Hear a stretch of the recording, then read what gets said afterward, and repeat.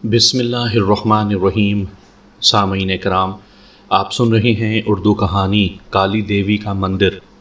یہ اس سلسلے کی پہلی قسط ہے۔ مجھے امید ہے آپ کو میری یہ کاوش پسند آئے گی۔ آپ نے اگر ابھی تک میرا چینل مائی وائس سبسکرائب نہیں کیا تو ابھی میرے چینل کو سبسکرائب کر کے بیل نوٹیفیکیشن آن کر لیجئے تاکہ آنے والی ہر نئی کہانی کی اطلاع بر وقت آپ تک پہنچ سکے۔ لاتعداد روحوں نے مجھے گھیر رکھا تھا، اس کے علاوہ کچھ اور نہیں کہہ سکتا، نہ سوچ سکتا ہوں۔ اس دور میں تعلیم کا زیادہ رواج نہیں تھا، یہ شوق بس بڑے بڑے رئیس لوگوں تک محدود تھا اور وہی اپنی اولادوں کو تعلیم دلواتے تھے۔ میرے پورے خاندان میں کیا بلکہ ہماری نسلوں میں کوئی رئیس نہیں تھا، لیکن قبلہ سمندر شاہ سینگ کٹا کر بچڑوں میں شامل ہونا چاہتے تھے۔ چنانچہ انہوں نے اپنے اکلوتے فرزند یعنی سکندر شاہ کو تعلیم دلوائی تھی، اور جب ہم یعنی سکندر شاہ 10ویں میں پاس ہوئے تھے تو پورے محلے نے کیا بلکہ آس پاس کے دوسرے محلے والوں نے بھی ہمارے ہاں دعوت اڑائی تھی، اور یہ ایک یادگار دعوت تھی جو پیر سمندر شاہ نے اپنے بیٹے کے میٹرک پاس کرنے پر دی تھی۔ البتہ ہم قسم کھا کر کہتے ہیں کہ 10ویں پاس کرنے میں ہمارا کوئی قصور نہیں تھا۔ ہم نے تو پہلی کلاس سے لے کر 10ویں تک کتابوں سے کوئی دلچسپی نہیں رکھی تھی، بس یہ قبلہ والد صاحب کی کرامات تھیں جو ہمیں شروع سے میٹرک تک پاس کرواتی رہی تھیں۔ میٹرک کے لیے بھی انہوں نے ہمیں 10 گانٹھوں والا گنڈا پڑھ کر دیا تھا، اور امتحان دیتے ہوئے ہمیں یوں لگا تھا جیسے ہمارے ہاتھ کسی نے قابو میں کر لیے ہوں اور وہی سب کچھ کر رہے ہوں۔ پھر قبلہ و کعبہ نے ہم سے پوچھا، آگے کیا ارادہ ہے؟ شادی کریں گے، ہم نے کہا، اور بہت ہی پرانی اور فرسودہ چند گالیاں سننے کو ملی۔ پھر کہا گیا، شادی کے بچے، میں تعلیم کے بارے میں پوچھ رہا ہوں، کالج میں داخلہ لوگے؟ لڑکیوں کے کالج میں داخلہ دلوا سکتے ہیں؟ جواب میں انہوں نے پہلے ایک جوتے سے پھر دوسرے جوتے سے ہم پر نشانہ لگایا، جسے خالی دینے کے ہم ماہر تھے۔ تیسرا جوتا ہی نہیں تھا، اس لیے وہ بے بسی سے بل کھاتے رہ گئے اور ہم باہر نکل گئے۔ اس طرح آگے کی تعلیم کا سلسلہ ختم ہو گیا، لیکن والد صاحب ہمارا مستقبل بنانا چاہتے تھے، چنانچہ انہوں نے ہمیں بھی گنڈے تعویذ کا علم سکھانا شروع کر دیا، جس سے ہمیں کوئی رغبت نہیں تھی۔ پہلے سبق کے طور پر انہوں نے کہا، کالا علم ارواح خبیثہ کا علم ہوتا ہے۔ کالے جادو کے علم کے ارکان بیر، ویر، بھیروں، پھر پچھل پیری یعنی چڑیل، پھر لونا چماری، اور اس کے بعد پدما، پھر شنکھا تک ہوتا ہے۔ سب سے پہلے تمہیں سفلی علم کی کاٹ سیکھنا ہوگی، اس کے لیے ان ارواح سے رابطہ کرنا ہوگا۔ میں تمہیں بتاؤں گا کہ ان سے رابطہ کس طرح کیا جائے گا۔ ہم کچھ عرض کریں؟ ہم نے کہا، ہاں بولو۔ ہمیں ان میں سے صرف 2 نام دلکش لگے ہیں۔ کون سے؟ وہ چڑیل یا پھر لونا چماری۔ سنا ہے دونوں خوبصورت ہوتی ہیں، بس پاؤں کا رخ بدلا ہوتا ہے، مگر اس سے کیا فرق پڑتا ہے؟ اس جواب کا نتیجہ ہمیں معلوم تھا، چنانچہ فوراً فرار ہو گئے۔ بہرحال والد صاحب نے ہمیں پر اسرار علم سکھانے کی بہت کوشش کی، مگر جب بھی وہ ہمیں کوئی خفیہ وظیفہ پڑھنے کی یا پڑھانے کی کوشش کرتے اور ہمیں کسی ویرانے میں بھیج دیتے، ہم اطمینان سے کیا مل گیا بھگوان میرے دل کو دکھا کے، ارمانوں کی نگری میں میری آگ لگا کے، جیسے گانے سنا کرتے تھے، یا پھر آہیں نہ بھریں شکوے نہ کیے، کچھ بھی نہ زباں سے کام لیا، وغیرہ وغیرہ ایسے گانے سنتے تھے۔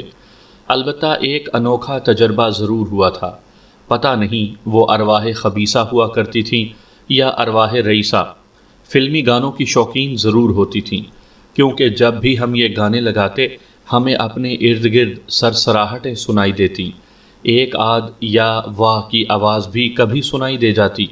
اس طرح اچھی خاصی کمپنی مل جاتی تھی۔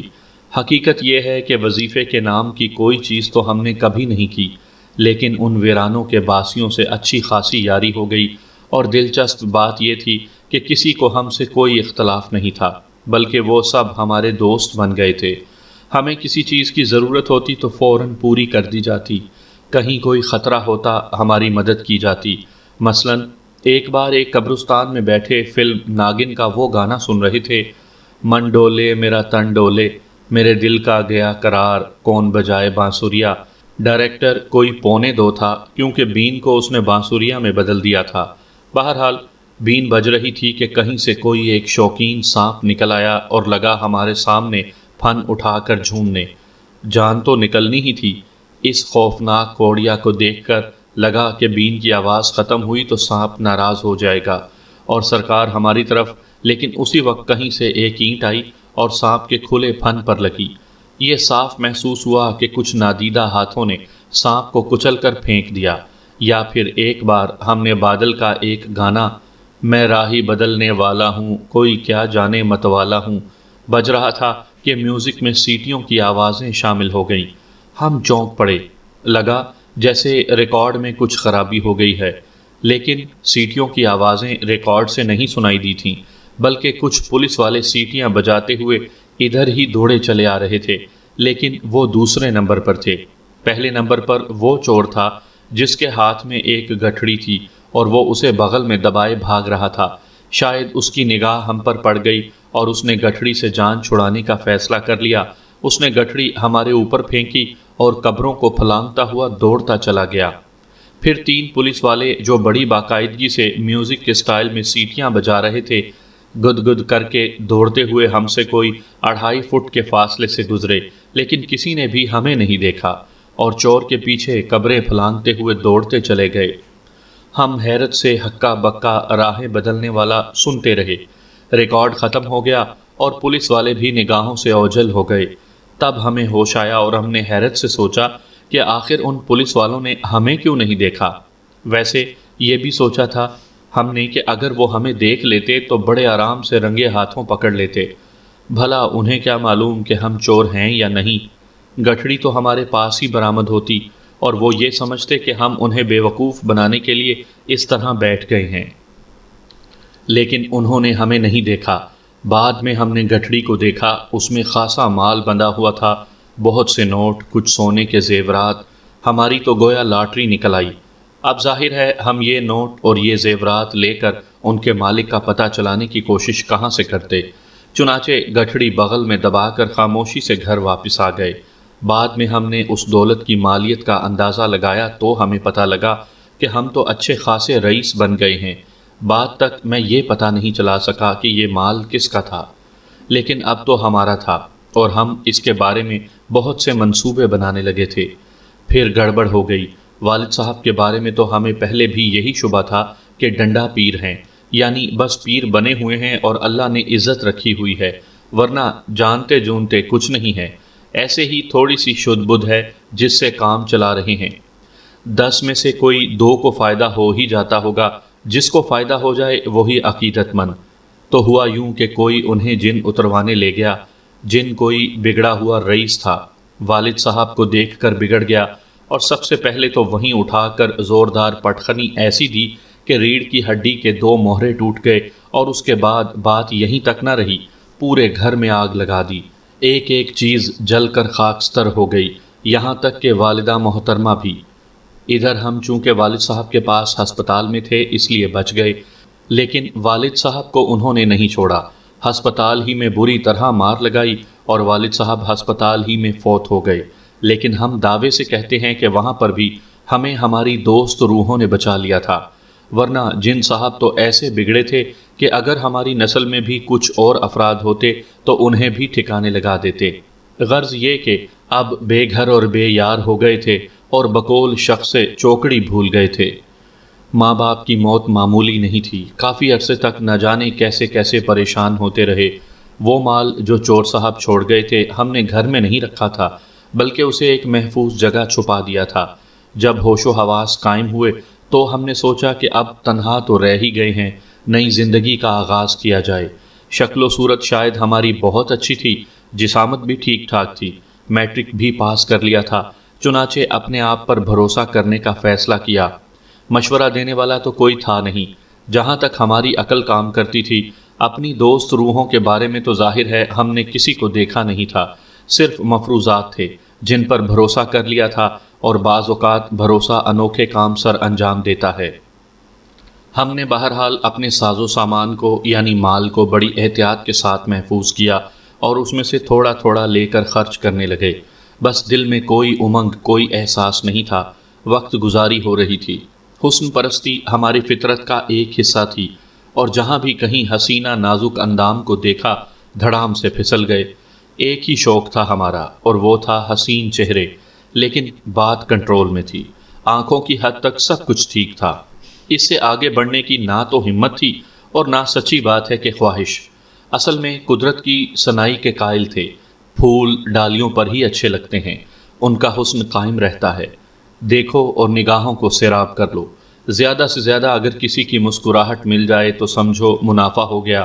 بس یہی فطرت کا حصہ تھا، اور ہم مسلسل اپنی اسی فطرت کے سہارے جی رہے تھے۔ وقت بڑے بڑے زخم بھر دیتا ہے۔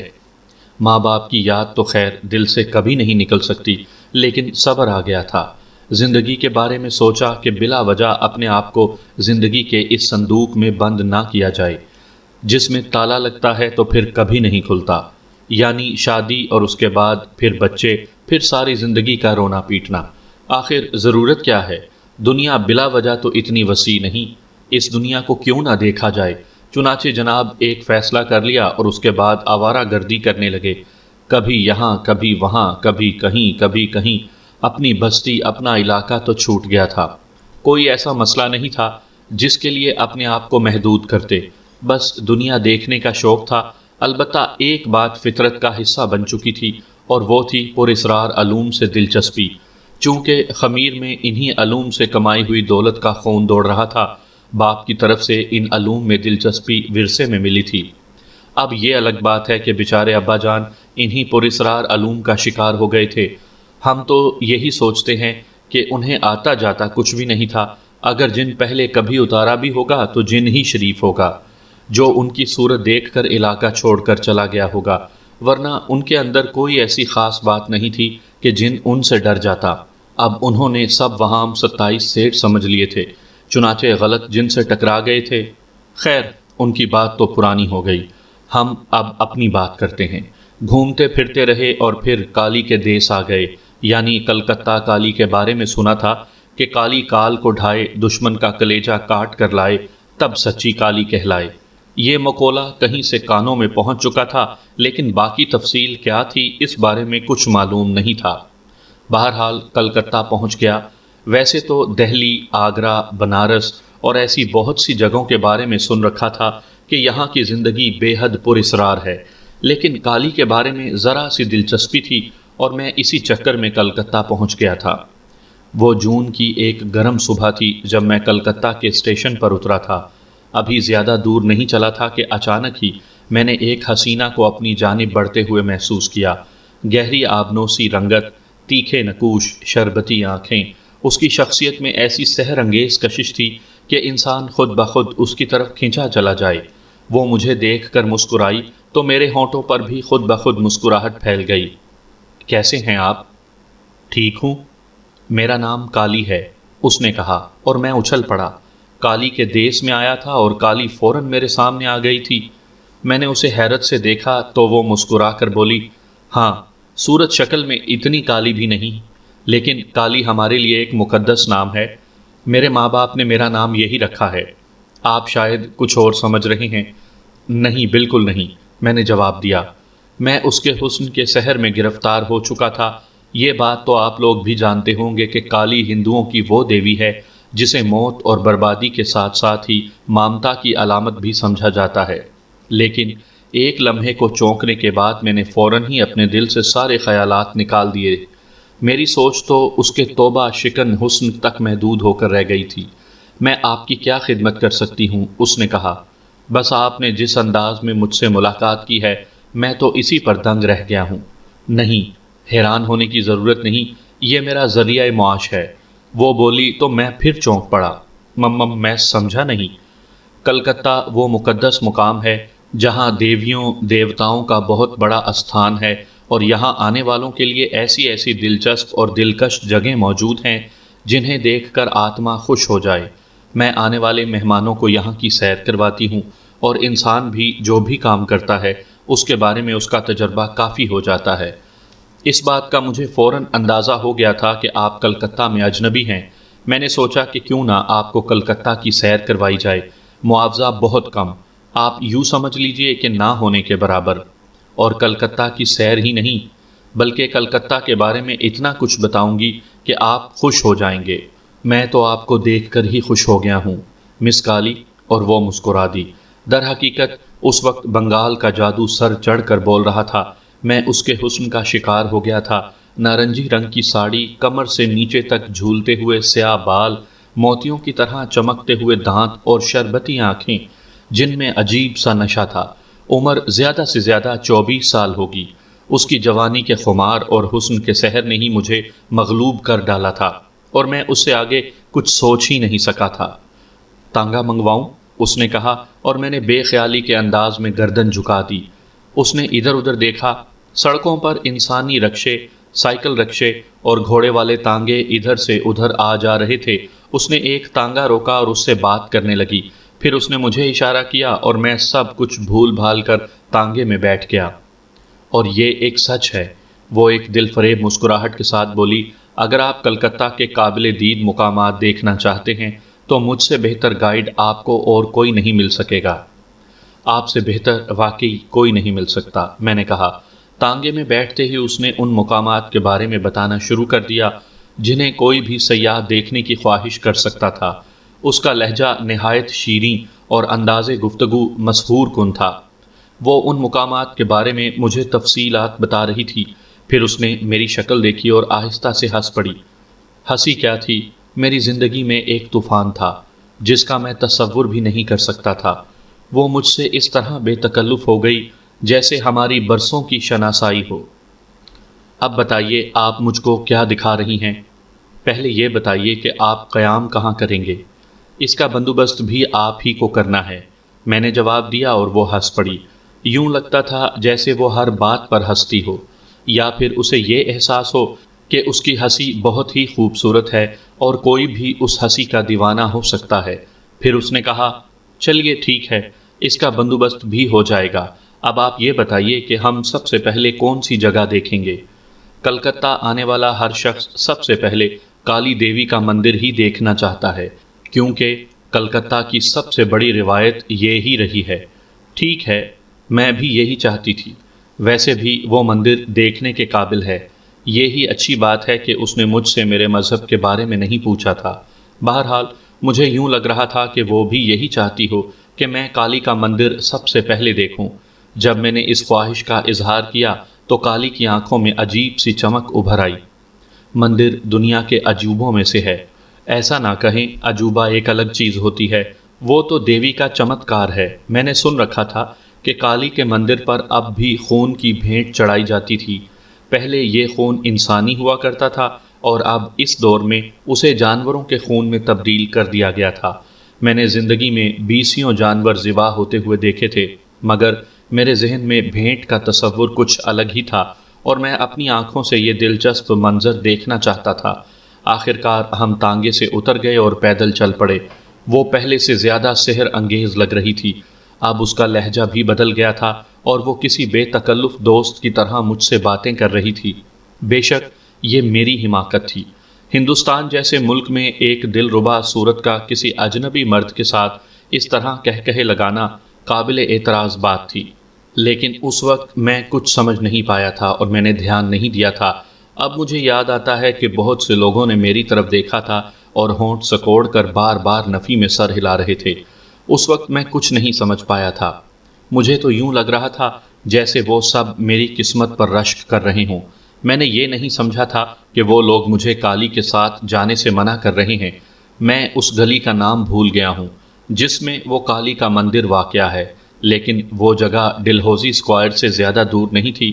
فاصلے طے ہو گئے تھے، لیکن اب بھی بار بار راستے رک جاتے تھے۔ کہیں کوئی گائے سامنے آ جاتی تھی، کہیں کوئی ٹھیلا۔ بھارت میں ویسے تو جہاں جہاں بھی جاؤ زیادہ تر لوگ دھوتی باندھے ہوئے نظر آئیں گے۔ ہر علاقے کا انداز تقریباً ایک ہی جیسا ہے، لیکن کلکتہ میں لوگوں کے دھوتی باندھنے کا انداز بالکل مختلف ہے۔ یہاں کے ہندو عام طور پر دھوتی کا ایک پلو ہاتھ میں اوپر کو اس طرح اٹھائے رکھتے ہیں جیسے انہوں نے پھولوں کا دستہ تھام رکھا ہو۔ کالی کے مندر کے سامنے بھکاریوں کی پوری فوج نظر آ رہی تھی۔ ان میں مرد بھی تھے، عورتیں بھی اور بچے بھی۔ یوں تو ہر جگہ کے بھکاری گندے اور کری ہوتے ہیں، لیکن کالی کے مندر کے قریب بیٹھے ہوئے بھکاریوں کو دنیا کے غلیظ ترین بھکاری کہا جا سکتا ہے۔ ان کے لباس اور جسموں سے ایسے بو کے بھبکے اٹھ رہے تھے کہ متلی سی ہونے لگتی تھی۔ مندر کی عمارت بہت پرانی تھی، مگر سامنے کے رخ پر سنہرے اور نقرئی پتھر چمک رہے تھے جو غالباً سونے اور چاندی کے تھے۔ کئی بھکاری ہماری طرف لپکے تو سچی بات یہ ہے کہ انہیں اپنی طرف آتے دیکھ کر میں سہم سا گیا تھا۔ ان میں سے کئی تو ہٹے کٹے اور خوفناک شکل و صورت کے مالک تھے جنہیں دیکھ کر ہی خوف آتا تھا۔ میں ان سے بچنے کی کوئی ترکیب سوچ رہا تھا کہ تمام بھکاری ایک دم رک گئے۔ مجھے ان کے اس طرح رک جانے پر حیرت بھی ہوئی تھی۔ میں نے مڑ کر پیچھے دیکھا تو کالی عجیب سے انداز میں انہیں گھور رہی تھی، اور یقیناً اسے ہی دیکھ کر بھکاری سہم کر پیچھے ہٹے تھے۔ ان کے چہروں پر ہلکے سے خوف کی جھلک نمایاں تھی۔ مجھے ان کی اس کیفیت پر بھی حیرت ہوئی تھی۔ کالی نے ان سے کچھ نہیں کہا تھا، بلکہ اس کے ہونٹوں پر تو ویسی ہی مسکراہٹ تھی، لیکن اسے دیکھ کر بھکاریوں کا اس طرح ڈر جانا میری سمجھ میں نہیں آ سکا تھا۔ مندر میں اور لوگ بھی موجود تھے اور ان کا انداز عقیدت مندانہ تھا، مگر کالی اس طرح گردن اٹھائے چل رہی تھی جیسے کوئی مہارانی اپنی راجدھانی کی سیر کو نکلی ہو۔ یہ بات میں نے اسی وقت نوٹ کر لی تھی کہ کالی کو دیکھ کر لوگوں کی نظریں جھک جاتی تھیں اور وہ اس کے راستے سے ہٹ جاتے تھے۔ میں نے اپنے طور پر یہ مفروضہ قائم کر لیا کہ میں چونکہ بہت اچھے لباس میں ہوں اور لوگ میری شخصیت سے مروب ہو رہے ہیں، کیونکہ شکل و صورت اور قد و قامت میں بھی میرا کوئی جواب نہیں تھا۔ سامعین کرام، آپ سن رہے ہیں ایم اے راحت کا لکھا ہوا ایک شاہکار کالی دیوی کا مندر۔ مجھے امید ہے آپ کو میری یہ کاوش پسند آ رہی ہوگی۔ مندر کے اندر جتنے بھی لوگ موجود تھے انہوں نے ہاتھوں میں پکڑے ہوئے پھول یا بھینٹ چڑھانے کے لیے جو بھی چیز لائے تھے وہ کالی دیوی کے چرنوں میں رکھ کر الٹے قدموں میں ہی واپس پلٹ رہے تھے، اور کچھ ہی لمحوں کے بعد میں نے محسوس کیا کہ وہاں ہم دونوں کے علاوہ اور کوئی نہیں ہے، اور پھر جب میں نے گردن گھما کر دیکھا تو میرا یہ خیال ٹھیک نکلا۔ اس وقت مندر میں اور کالی ہی رہ گئے تھے، اور کالی اس دیوی کے سامنے کھڑی ہوئی تھی جس کی آنکھوں کی چمک اور چہرے کے تاثرات دیکھ کر مجھے جھرجھری سی آ گئی تھی۔ اس وقت میں نے پہلی بار کالی کے حوالے سے اپنے اندر ایک عجیب سنسنی کی سی کیفیت محسوس کی تھی۔ کالی دیوی کا مجسمہ میرے سامنے کھڑا تھا، اور میرے خیال میں یہ دنیا کی بھیانک ترین تخلیق تھی۔ یہ سنہرا مجسمہ 4 فٹ اونچا تھا، 3 آنکھیں، 4 ہاتھ، کھلا ہوا منہ اور باہر نکلی ہوئی سرخ زبان۔ اس کے جسم پر دھات کے سانپ لپٹے ہوئے تھے، اور وہ ایک لاش پر رقص کر رہی تھی۔ گلے میں انسانی کھوپڑیوں کی مالا، منہ اور سینے پر خون کے دھبے نظر آ رہے تھے۔ اس کے 4 ہاتھوں میں سے ایک میں خون آلود تلوار، دوسرے میں کٹا ہوا انسانی سر، اور دوسرے 2 ہاتھ اس طرح پھیلے ہوئے تھے جیسے وہ اپنے آپ کو کسی حملے سے بچانا چاہتی ہو۔ یہی وہ کالی تھی جسے مامتا، موت اور تباہی کی علامت کہا جاتا تھا۔ مامتا، موت اور تباہی کے اس مجسمے کو دیکھ کر مجھ پر عجیب سی دہشت طاری ہو رہی تھی۔ یوں محسوس ہو رہا تھا جیسے میرے رونگٹے کھڑے ہو رہے ہوں۔ میں نے ایک بار پھر اپنے ساتھ موجود لڑکی کی طرف دیکھا، لیکن اس کے ساتھ ہی میرے جسم میں سنسنی دوڑ گئی۔ کالی پلک جھپکے بغیر بڑی محویت سے مجسمے کو دیکھ رہی تھی۔ یوں لگتا تھا جیسے دنیا سے اس کے سارے ناطے ٹوٹ گئے ہوں۔ اس مجسمے کے علاوہ وہ اپنے ارد گرد کی ہر چیز کو، یہاں تک کہ مجھے بھی فراموش کر چکی تھی۔ ایک لمحے کو تو مجھے یوں محسوس ہوا جیسے یہ لڑکی بھی کالی دیوی کے جسم کا کوئی حصہ ہی ہے جو اس سے عارضی طور پر الگ ہو گیا تھا۔ وقت ایسا لگتا تھا جیسے اپنی جگہ جم گیا ہو۔ مندر کی فضا بڑی بوجھل سی ہو رہی تھی۔ میں نے ایک بار پھر کالی کی طرف دیکھا۔ وہ اسی محویت سے مجسمے کو دیکھ رہی تھی۔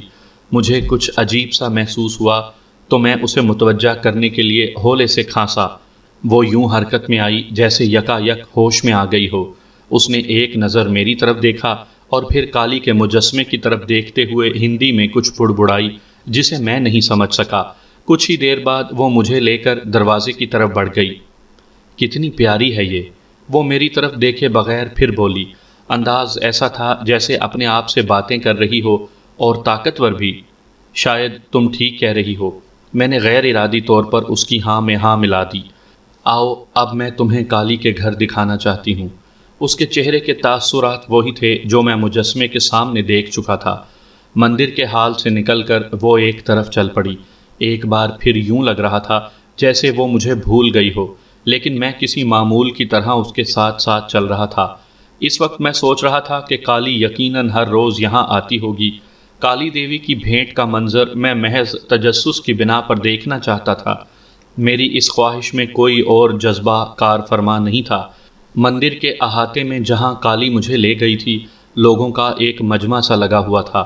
یہ لوگ وہ تھے جو بھیٹ چڑھانے آئے تھے۔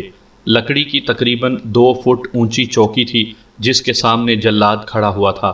اس نے اگرچہ ایپرن باندھ رکھا تھا مگر لباس خون سے تر تھا۔ چہرے پر بھی خون کے چھینٹے نظر آ رہے تھے۔ اس کے ایک ہاتھ میں چوڑے پھل کا تیغا تھا۔ یہاں بکریوں کی بھیٹ دی جا رہی تھی۔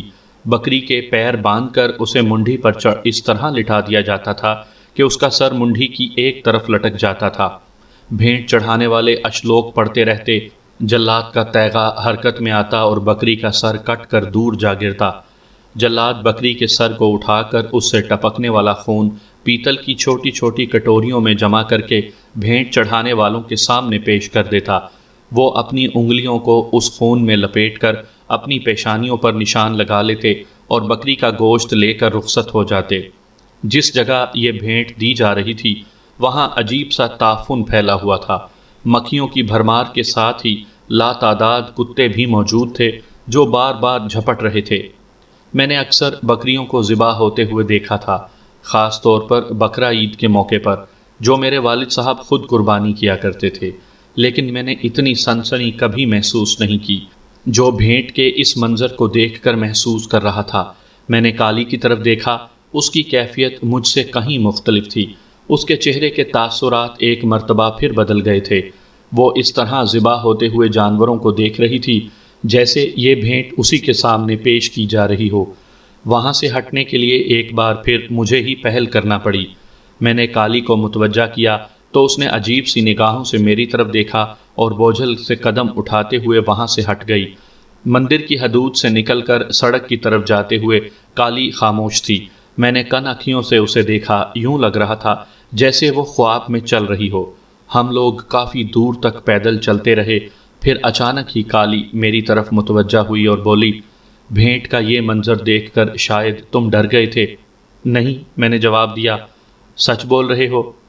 نہیں، لیکن ایک سنسنی کی عجیب سی کیفیت ضرور محسوس کی تھی میں نے۔ اکثر باہر سے آنے والے جب یہ منظر دیکھتے ہیں تو دہشت سے کانپ اٹھتے ہیں۔ یہ کہتے ہوئے کالی کی ہونٹوں پر پھر ایک مدھم سی مسکراہٹ پھیل گئی۔ لیکن میرے لیے بھیٹ کا یہ منظر زیادہ دہشت ناک ثابت نہیں ہوا کیونکہ میں نے اکثر بکروں کو ذبح ہوتے ہوئے دیکھا ہے، میں نے جواب دیا۔ کالی نے عجیب سی نگاہوں سے میری طرف دیکھا اور میرے جسم میں سنسنی کی ایک عجیب سی لہر دوڑ گئی۔ پھر اس نے پرخیال لہجے میں کہا، بہت وقت گزر گیا، بہت وقت گزر گیا۔ کالی کے سامنے جانوروں کی جگہ انسانوں کی بھیٹ چڑھائی جاتی تھی، لیکن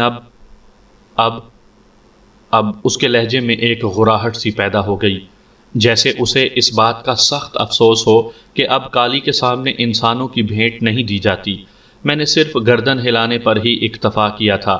میرا خیال ہے کہ وہ میری طرف سے کچھ بولے جانے کی منتظر تھی، لیکن مجھے خاموش پا کر اس کے ہونٹوں کی مسکراہٹ اور گہری ہو گئی۔ اس کی آنکھوں میں ایک عجیب سی چمک نظر آئی، ایک ایسی چمک جیسے کسی شکار کو دیکھ کر شکاری کی آنکھوں میں ابھر آتی ہے۔ مجھے خوشی ہے کہ اس صورتحال نے تمہیں زیادہ خوفزدہ نہیں کیا۔ کیوں؟ میں سچ کہہ رہی ہوں۔ اس نے سوالیہ انداز میں مجھے دیکھا، لیکن میرے منہ سے کوئی آواز نہیں نکل سکی تھی۔ اس کے بعد ہم دونوں خاموشی سے چلتے رہے۔ پھر اس نے ایک تانگے کو روکا اور مجھے اس میں سوار ہونے کا اشارہ کر کے خود بھی تانگے میں بیٹھ گئی۔ اب تمہارے لیے رہائش کا بندوبست بھی کرنا ہے۔ کیوں؟ تم گائیڈ ہو میری، جو تمہارا دل چاہے کرو، میں نے کہا، اور وہ پھر ایک بار ہنس پڑی۔ کمبخت کی ہنسی اس قدر حسین تھی کہ انسان سب کچھ بھول جائے۔ تانگا اسی طرح سفر کرتا رہا، پھر ایک انتہائی گھٹیا اور پسماندہ ترین علاقے میں جا کر رک گیا۔ اترو، اس نے کہا اور میں بھی خاموشی سے اس کے ساتھ نیچے اتر آیا۔ تنگ و تاریک گلیاں، جن کے بیچ میں بہتی ہوئی گندے پانی کی نالی اور نالی کا گندا پانی جو گلی میں پھیل رہا تھا، جگہ جگہ غلاظت کے ڈھیر۔ ہم جس گلی میں داخل ہوئے تھے وہ اس قدر تنگ تھی کہ سامنے سے آتی ایک گائے کو دیکھ کر ہمیں گلی سے واپس باہر آنا پڑا۔ گائے بڑے اطمینان سے ٹہلتی ہوئی آ رہی تھی۔ وہ جیسے ہی گلی سے باہر نکلی ہم اندر داخل ہو گئے۔ اس طرح کی 2-3 گلیاں عبور کرنے کے بعد کالی ایک جگہ رک گئی۔ سامنے راستہ بند تھا۔ گلی کے اس اختتامی حصے کو لکڑی کے تختوں سے گھیر کر رہائشی مقاصد کے لیے استعمال میں لایا جا رہا تھا۔ تختے بھی بے ترتیبی سے جڑے ہوئے تھے۔ ایک طرف چھوٹا سا دروازہ تھا جس کے سامنے پردے کے طور پر پھٹا ہوا ٹاٹ لٹکا ہوا تھا۔ دروازہ زیادہ بلند نہیں تھا، مجھے جھک کر اندر داخل ہونا پڑا۔